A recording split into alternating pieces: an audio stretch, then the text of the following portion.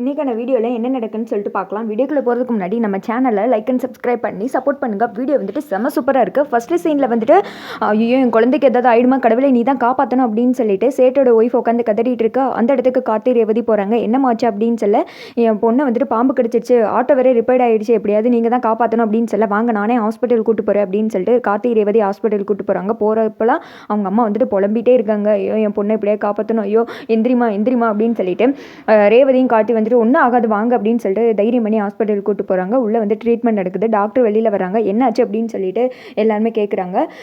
Poison வந்துட்டு உடம்பு ஃபுல்லாக பரவிடுச்சு, கொஞ்சம் வந்துட்டு சீரியஸாக தான் இருக்காங்க, எங்களால் முடிஞ்சதை ட்ரை பண்ணுறோம் அப்படின்னு சொல்ல ஐயோ கடவுளே ஏன் இப்படி என் பொண்ணுக்கு இப்படிப்பட்ட சோதனை, டாக்டரம்மா நீங்கள் தான் எப்படியாவது காப்பாற்றணும் அப்படின்னு சொல்ல இந்த லிஸ்ட்டில் இருக்கிற பொருள்லாம் வாங்கிட்டு வாங்க அப்படின்னு சொன்னதுமே கார்த்தி வந்துட்டு நான் போய் வாங்கிட்டு வரேன் அப்படின்னு சொல்லிட்டு கார்த்தி போகிறாங்க. ரேவதியும் பின்னாடியே வந்துட்டு போயிடுறாங்க.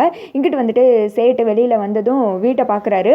பார்த்தா பூட்டி கிடக்கு. எங்கே போனால் வீடை பூட்டிட்டு போயிருக்கா அப்படின்னு சொல்லிட்டு அவங்க ஒய்ஃபுக்கு தான் கால் பண்ணுறாங்க. யோ உனக்குலாம் கொஞ்சமாவது அறிவு இருக்காயா, சாமி பொருளில் விளையாடாதன்னு எத்தனை தடவை சொன்னேன் பாத்தியா, சாமி நம்ம பொண்ணை தண்டிச்சிருச்சியா, உன்னால நம்ம பொண்ணு இப்போ ஹாஸ்பிட்டலில் உயிருக்கு போராடிட்டு இருக்கா, டாக்டர் வேற சீரியஸ்ன்னு சொல்லிட்டாங்க, நீ என்ன பண்ணுவ ஏது பண்ணுவேன்னு தெரியாது, உடனே அந்த கலசத்தை கொண்டு போய் கோவிலில் சேர்க்கணும், யார்கிட்ட வித்தியோ அவங்க கிட்ட பணத்தை கொடுத்து ஒழுங்கு அந்த கலசத்தை வாங்கிட்டு வந்துரு பார்த்துக்கோ அப்படின்னு சொல்லிட்டு திட்டுறாங்க. சரின்னு சொல்லிட்டு சேட்டு போய் அவங்க கிட்ட கலசத்தை கேட்க என்னையா சேட்டு விளையாடுறையா, கொடுத்த பொருளெல்லாம் திருப்பி கேட்கக்கூடாது, நம்ம டீலை பற்றி தெரியும்ல, என்ன நீ பாட்டு கொடுத்துட்டு வந்து கேட்டுக்கிட்டு இருக்க அப்படின்னு சொல்ல இந்தாங்க காசை கூட வச்சுக்கோங்க, என் பொண்ணு உயிருக்கு போராடிட்டு இருக்கா, இந்த கலசம் இருந்தால் தான் என் பொண்ணு வந்துட்டு உயிரோட வருவா அப்படின்னு சொல்ல அதெல்லாம் முடியாது, தேவையில்லாமல் என்கிட்ட பேசிகிட்டு இருக்காத, ஒழுங்காக வந்துட்டு இங்கேருந்து ஓடி போயிடும் அப்படின்னு சொல்லிட்டு சேட்டை விரட்டி விட்டுறாங்க. சேட்டை அழுதுகிட்டே வந்துட்டு ஹாஸ்பிட்டல் தான் வந்துட்டு இருக்காரு. இந்த திக்கம் வந்துட்டு கார்த்தி மறுபடியும் ட்ரீட்மெண்ட்டுக்கு தேவையான பொருட்கள்லாம் வாங்கிட்டு வந்து டாக்டர் கிட்ட கொடுக்குறாங்க. அவங்களும் ட்ரீட்மெண்ட் பார்த்துட்டு வெளியில் வந்து பொண்ணு இப்போதைக்கு சேஃப் ஆகிட்டா, கவலையே இல்லை அப்படின்னு சொல்லிடுறாங்க. கார்த்திகிட்ட வந்துட்டு அந்த அம்மா கையெடுத்து கும்பிட்றாங்க. உங்களால் தாங்க என் பொண்ணு வந்துட்டு உயிரோட வந்திருக்கா, ரொம்ப நன்றி அப்படின்னு சொல்லி இருக்கட்டுங்க பரவாயில்ல எங்களுக்கு வேலை இருக்குது நாங்கள் கிளம்புறோம் அப்படின்னு சொல்லிட்டு கிளம்ப போகிற நேரத்தில் கரெக்டாக சேட்டு ஒய்ஃபுக்கு வந்துட்டு சேட்டு கால் பண்ணுறாரு. யோ அந்த கலசத்தை வாங்கினியா இல்லையா அப்படின்னு சொல்லிட்டு இவங்க கேட்க அவங்க தரமாட்டுறாங்க, என்னை துரட்டி விட்டாங்க அப்படின்னு சொல்ல சரி எதனால இங்கே வந்து பேசிக்கலாம், நீ ஹாஸ்பிட்டல் வா அப்படின்னு சொன்னதும் கார்த்தி ரேவதி இதை கேட்டுடுறாங்க. கலசம்னு சொன்னீங்களே என்னாச்சு அப்படின்னு சொல்ல சேட்டோட ஒய்ஃப் வந்துட்டு நடந்த எல்லா விஷயத்தையும் சொல்கிறாங்க. ஐயோ அந்த கலசத்தை தேடி தான் நாங்கள் வந்திருக்கோம் அப்படின்னு சொல்ல இந்த திக்க ரேவதி சொல்கிறாங்க அது எங்கள் வீட்டில் உள்ள கலசம் தான், எப்படியாவது அந்த கலசத்தை உங்கள் ஹஸ்பண்டுக்கிட்ட சொல்லி வாங்கி கொடுங்க, அங்கே வந்துட்டு நாங்கள் பெரிய பிரச்சனையில் இருக்கோம் அப்படின்னு சொல்ல எங்களுக்காக இவ்வளோ உதவி பண்ணியிருக்கீங்க, உங்களுக்கு இதை பண்ணாமல் இருப்பேனா, என் ஹஸ்பண்ட் இப்போ இங்கே தான் வந்துட்டு இருக்காரு அப்படின்னு சொல்லி பேசிகிட்டு இருக்கும்போதே சேட்டு வந்துடுறாரு. சேட்டு வந்துட்டு பொண்ணுக்கு என்னாச்சு அப்படின்னு சொல்லிட்டு பார்த்ததும் சேட்டு ஒய்ஃப் வந்துட்டு இங்கே நடந்தது எல்லாத்தையும் சொல்கிறாங்க. அந்த கலசத்தை நான் கேட்டேன் ஆனால் அவங்க தரமாட்டுறாங்க, இப்போ என்ன பண்ணுறதுன்னு தெரியல, எல்லா தப்பு என் மேலே தான், என்னை மன்னிச்சிருங்க அப்படின்னு சொல்லிட்டு சேட்டு சொல்கிறாரு. பரவாயில்ல இருக்கட்டும், நீங்கள் அந்த அட்ரஸ் மட்டும் கொடுங்க நாங்கள் போய் பார்த்துக்குறோம் அப்படின்னு சொல்லிட்டு இவங்க அந்த அட்ரஸ் வாங்கிட்டு அந்த கம்பெனிக்கு தான் போகிறாங்க. அதே சமயத்தில் எந்திரிக்கும் ஊர்க்காரங்களாம் வந்துட்டு இருக்காங்க.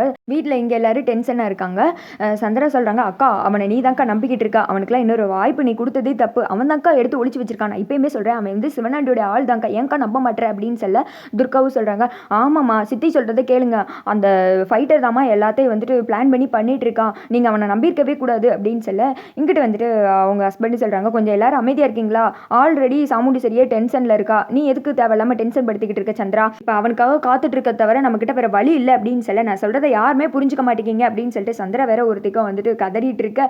அந்த திக்கம் கார்த்தியும் ரேவதியும் சேர்ந்து அந்த கம்பெனிக்கு போயிடுறாங்க. அந்த சேட்டு கொடுத்து கலசம் வேணும் அப்படின்னு கேட்க நான் காசு கொடுத்து வாங்கிட்டேன் அதெல்லாம் தர முடியாது அப்படின்னு சொல்ல அவனுக்கு கொஞ்சமாவது அறிவு இருக்கா, அது கோவிலுக்கு சேர வேண்டிய கலசம், இப்படி திருட்டு பொருளை வாங்கி வச்சு தர முடியாது, என்கிட்ட தைரியமா பேசுகிறேன், இப்போயே நான் போலீஸுக்கு கால் பண்ணுறேன், வந்து உன் கம்பெனியை சீல் வைக்கிறாங்களா இல்லையான்னு பாரு அப்படின்னு சொல்ல சார் சார் மன்னிச்சிருங்க சார் ஏதோ பணத்தா செயலை தெரியாமல் பண்ணிட்டேன், அந்த கலசத்தை வாங்கிக்கோங்க அப்படின்னு சொல்லி கலசத்தை கார்த்திகையிலையும் ரேவதி கையிலையும் கொடுக்குறாங்க. அதை பார்த்துருந்தா ரெண்டு பேருக்கு சந்தோஷமா இருக்குது.